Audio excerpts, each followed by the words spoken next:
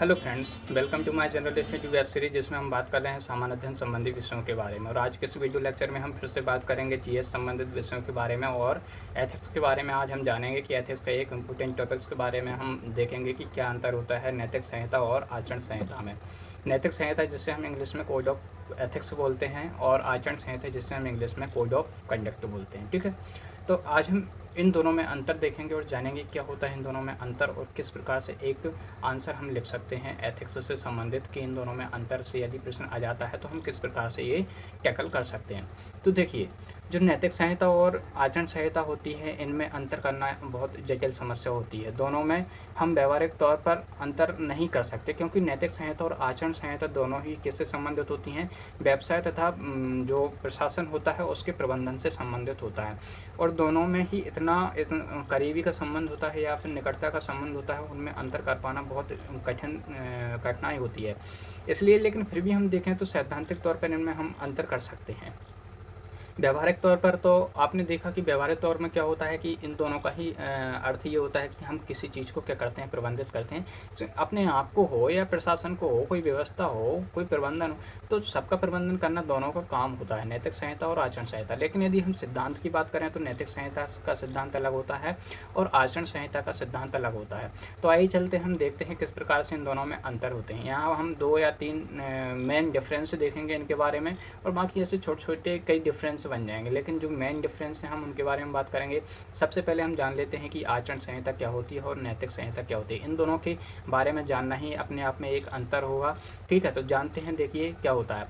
तो जो नैतिक संहिता होती है वो क्या होती है, मूल आधार है। मूल आधार का मतलब यहाँ पर ये है कि नैतिक संहिता कुछ मूलों पर आधारित होती है जो जैसे कि हम अपने डेली लाइफ में यूज करते हैं। जैसे कि सामाजिक मूल्य होते हैं, हमारे राजनीतिक मूल्य होते हैं, हमारे खुद के व्यक्तिगत मूल्य भी हो सकते हैं। ठीक है, पारिवारिक मूल्य भी होते हैं।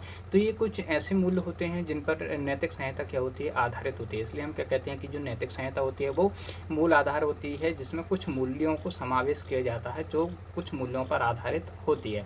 आगे यदि हम बात करें कि आचरण संहिता क्या है, तो आचरण संहिता क्या होती है कि जो नैतिक संहिता है नैतिक संहिता पर ही आधारित होती है। मतलब आचरण संहिता एक ऐसा दस्तावेज है जो नैतिक संहिता पर आधारित होता है। और नैतिक संहिता के बारे में हमने जाना कि नैतिक संहिता मूल आधार है। ठीक है, तो कुछ मूल्यों का समावेश आचरण संहिता में भी होगा। तो देखिए कितने निकटता का संबंध है कि मतलब जो नैतिक संहिता है नैतिक संहिता के अंदर ही आचरण संहिता समावेशित होती है। लेकिन हमें यदि इसको सैद्धांतिक तौर पर देख रहे हैं कि इसमें अंतर क्या होता है, तो पहला अंतर हमने यही जाना कि जो नैतिक संहिता होती है वो क्या होती है, मूलाधार होती है। और दूसरी जो आचरण संहिता होती है वो नैतिक संहिता पर आधारित दस्तावेज होता है जो क्या करता है, ऐसे कार्यों को बताता है, कुछ करणीय और अकरणीय कार्यों के बारे में बताता है, व्यक्ति के बारे में। मान लीजिए कि ये कोई व्यवसाय है, व्यवसाय की आचरण संहिता है, तो उसमें उस आचरण संहिता का कार्य यही होगा कि वह उस व्यक्ति को निर्देश करेगी कि आपको क्या कार्य करना है और क्या कार्य नहीं करना है। जैसे हम सिविल सर्विस में बात करें तो सिविल सर्विस में लोक सेवकों के लिए आचरण संहिता होती है और वो आचरण संहिता लोक सेवकों के लिए बताती है, निर्देश करती है कि आपको क्या कार्य करना चाहिए और क्या कार्य नहीं करना चाहिए। अब यदि हम बात करें दूसरे अंतर की, तो दूसरा अंतर ये होता है कि जो नैतिक संहिता होती है, नैतिक संहिता चूंकि हमने देखा कि मूल्यों पर आधारित होती है और आपको पता होगा, नहीं पता है तो आप जान लीजिए कि जो मूल्य होते हैं जैसे ईमानदारी हुआ, सत्यनिष्ठा हुआ, पारदर्शिता हुआ, हमारी करुणा, दया, है ना, और ये ऐसे मूल्य होते हैं इनमें परिवर्तन बहुत कम होता है या फिर बहुत धीमी गति से होता है। ये मूल्य क्या होते हैं, स्थायी प्रकृति के होते हैं। जैसे मान लीजिए करुणा है, तो करुणा का जो मूल्य है तो वो करुणा का मूल्य कभी भी परिवर्तित नहीं होगा। करुणा का मूल्य जो आज होगा वही करुणा का मूल्य आगे भी होगा। इसलिए हम ये नहीं कह सकते कि करुणा आज जैसी है वैसी अगले या फिर कह सकते हैं कि कई सालों में नहीं रहेगी। हाँ, थोड़ा बहुत परिवर्तन जरूर आएगा, लेकिन उसमें बहुत धीमी गति से परिवर्तन आएगा और ऐसा परिवर्तन आएगा हमें लगेगा नहीं कि करुणा जो 2 साल पहले थी वो 4 साल बाद भी वैसी नहीं है। मतलब ऐसा नहीं लगेगा कि उसमें कोई अंतर आ गया है। ठीक है, वही रहेगी। तो क्या होता है कि जो एथिक्स होती है, कोड ऑफ एथिक्स होती है, उसमें परिवर्तन बहुत धीमी गति से आता है। तो हम क्या कहते हैं कि ये थोड़ी स्थायी प्रकृति की होती है। और कोड ऑफ कंडक्ट यानी जो आचरण संहिता होती है वो क्या होती है, परिवर्तनशील होती है। अब इसको हम इस प्रकार समझ सकते हैं कि देखो अब आप कहोगे कि कोड ऑफ कंडक्ट तो अस्थायी प्रकृति की होती है और कोड ऑफ एथिक्स जो होती है स्थायी प्रकृति की होती है। जबकि हमने क्या समझा पहले पॉइंट में कि जो आचरण नीति संहिता होती है, नीति संहिता क्या होती है, मूल्यों पर आधारित होती है और आचरण संहिता नीति संहिता पर आधारित होती है। तो इसका मतलब यह है कि नीति संहिता तो स्थायी है, तो इसके आधार पर क्या हुआ कि आचरण संहिता भी स्थायी होनी चाहिए। लेकिन नहीं, यहाँ पर अंतर ये है कि नीति संहिता स्थायी होने के बावजूद भी आचरण संहिता स्थायी नहीं होती है, क्योंकि जो नीति संहिता है वो देखो एक अंतर यही बन जाएगा कि नीति संहिता क्या होती है, मूर्त और सामान्य होती है और आचरण संहिता मूर्त और विशिष्ट होती है। तो एक पहला अंतर हो जाएगा, ये दूसरा अंतर हो जाएगा। तीसरा अंतर ये हो जाएगा कि नीति संहिता अस्थायी प्रकृति की होती है और आचरण संहिता नीति संहिता स्थायी प्रकृति की होती है और आचरण संहिता अस्थायी प्रकृति की होती है।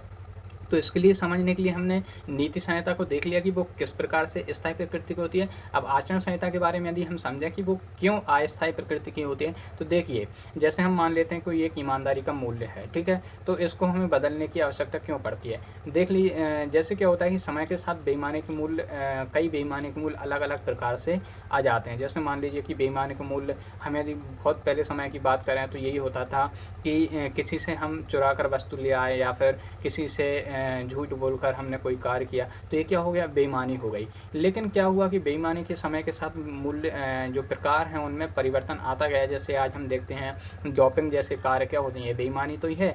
आप इंजेक्शन लगा के आपकी क्या करोगे, डोपिंग कर लोगे और डोपिंग करवा के फिर क्या करोगे, आप स्पोर्ट्स में खेलने जाओगे। तो उसमें क्या होता है, आपने देखा होगा न्यूज़ में कि कई प्रकार से क्या होता है कि कोई डोपिंग के केस में फंस जाता है, डोपिंग टेस्ट करवाना पड़ता है और कोई ज़बरदस्ती डोपिंग में फंसा देता है। तो ये क्या होते हैं कि ये बेईमानी के मूल्य अलग अलग प्रकार के हमारे सामने प्रेजेंट होने की वजह से हमें ईमानदारी के मूल्य की परिभाषा बदलने की आवश्यकता पड़ती है। इसलिए क्या होता है कि जो नैतिक संहिता होती है वो स्थायी प्रकृति की होती है, लेकिन स्थायी प्रकृति की होने के बावजूद भी जो नैतिक संहिता स्थायी प्रकृति के होने के बावजूद भी जो आचरण संहिता है वो क्या होती है, अस्थायी प्रकृति की होती है। ये हमने देखा तीसरा इसमें अंतर। अब हम चलते हैं एक और अंतर के बारे में। देखो एक अंतर ये होता है कि नैतिक संहिता मतलब जो नैतिक संहिता है कई विभागों की, कई कार्यालयों की आचरण संहिताएं एक समान नैतिक संहिता पर आधारित होते हुए भी अलग अलग होती हैं। क्या अंतर आ रहा है, अंतर ये आ रहा है कि सभी विभागों कार्यालयों की आचरण संहिताएं एक ही नैतिक संहिता पर आधारित होती हैं, लेकिन उनकी जो आचरण संहिताएं होती हैं फिर भी अपने आप में क्या होती हैं, अलग अलग होती हैं। अब इसको कैसे समझें, इसको ऐसे समझ सकते हैं कि देखो ईमानदारी का मूल्य, पारदर्शिता का मूल्य, सत्यनिष्ठा का मूल्य सभी विभागों में पाया जाता है, ठीक है। प्रतिबद्धता का मूल्य सभी विभागों में पाया जाता है। यदि हम प्रतिबद्धता के मूल्य से ही समझें तो देखो एक सैन्य प्रतिष्ठान और एक सिविल सेवा विभाग, ठीक है। तो यदि हम यहाँ पर प्रतिबद्धता की बात करें तो देखो सैन्य क्षेत्र में हम प्रतिबद्धता की बात करें तो एक सैनिक के लिए प्रतिबद्धता ये होता है कि वह सैनिक क्या करे, शत्रु के सामने डटकर लड़े, ठीक है, ईमानदारी से लड़े, अपनी पूरी ताकत से शत्रु का सामना करे और समय आने पर, आवश्यकता पड़ने पर वह बलिदान भी दे, ठीक है। मतलब ये क्या होता है, प्रतिबद्ध होता है कि वह सैनिक अपने देश के लिए, अपने जो पद है उसके लिए क्या है, प्रतिबद्ध है। और प्रतिबद्ध होते हुए वो क्या कर सकता है, वहाँ पर अपनी पूरी ताकत युद्ध करने में लगाएगा, अपनी पूरी ताकत देश को जिताने में लगाएगा और आवश्यकता पड़ने पर वह बलिदान भी देगा।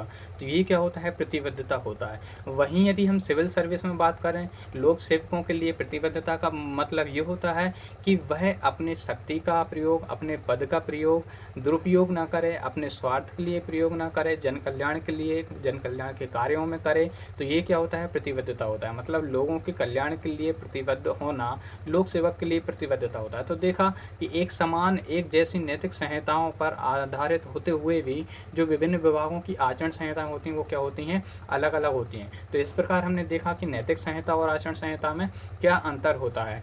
तो this is the end of the video देखने के लिए धन्यवाद। वीडियो को शेयर जरूर करना, चैनल को लाइक और सब्सक्राइब जरूर करें।